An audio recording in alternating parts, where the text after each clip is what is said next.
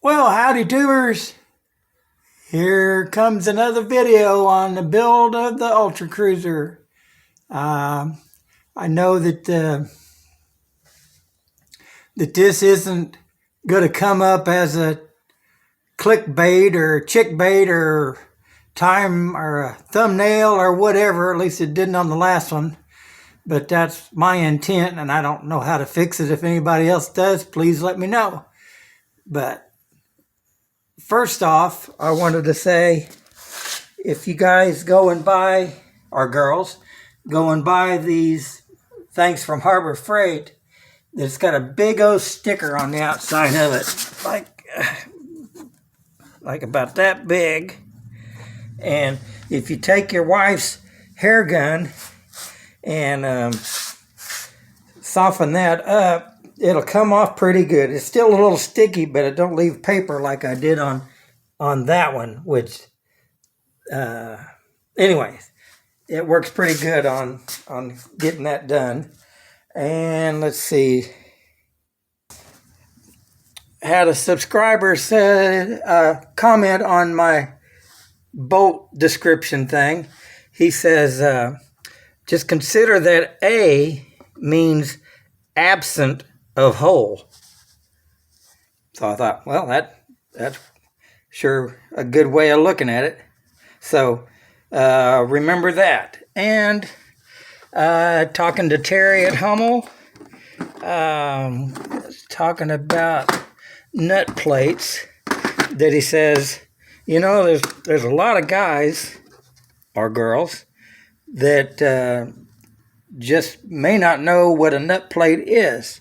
So I'm going to bring out the biggest one I'll bring out the 1/4 inch one. This requires or accepts a 1/4 28 bolt. It's 1/4 inch diameter, 28 threads per inch. And then it uses 3/32 rivets, usually countersunk rivets, to install them. And there are, looks like maybe 8 of them or something on the airplane in the 1/4 inch ones. And then these are 3/8, and these are for your motor mount. And they accept 1/8 inch rivets, countersunk rivets, to install them.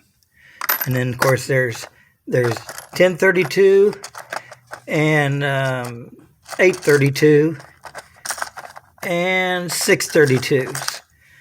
But I think these should all have the same spacing for the 3/32 rivets, countersunk rivets. So hope that helps the people that not knowing exactly what a nut plate is.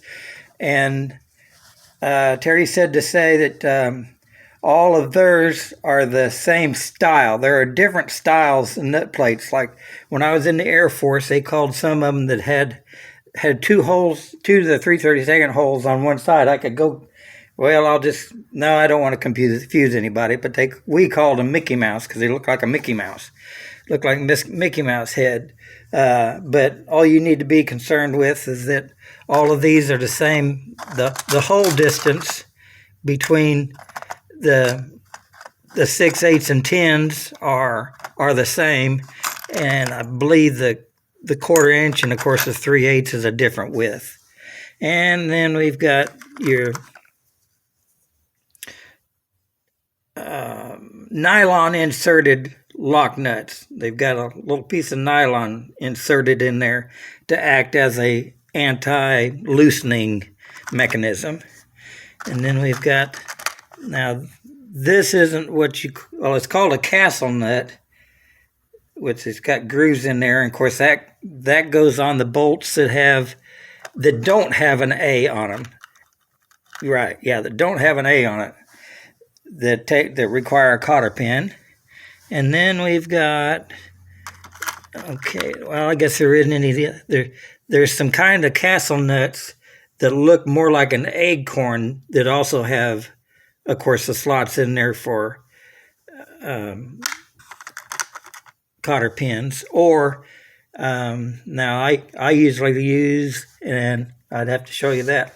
I usually use what they call a safety pin instead of a cotter pin on some things that you're going to take apart, like on your rudder hinges.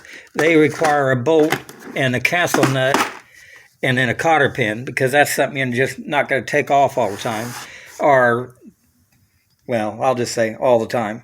But like on your wings, if you're one that's going to be pulling your wings on and off, then it's better to get, let me show you those. Okay, well, these safety pins come in, well, at least two different sizes. We generally use the smaller ones. So that's what we use on the wing bolts, for the tapered pins on the wing bolts. So I don't know if I turned the phone upside down or not. The numbers were upside down there for a little bit. It looked like maybe they weren't. Anyway, I guess that'll do it for this video, because it's already getting up there in minutes. So there you go, and God bless. And I like all the comments. Thank you. God bless.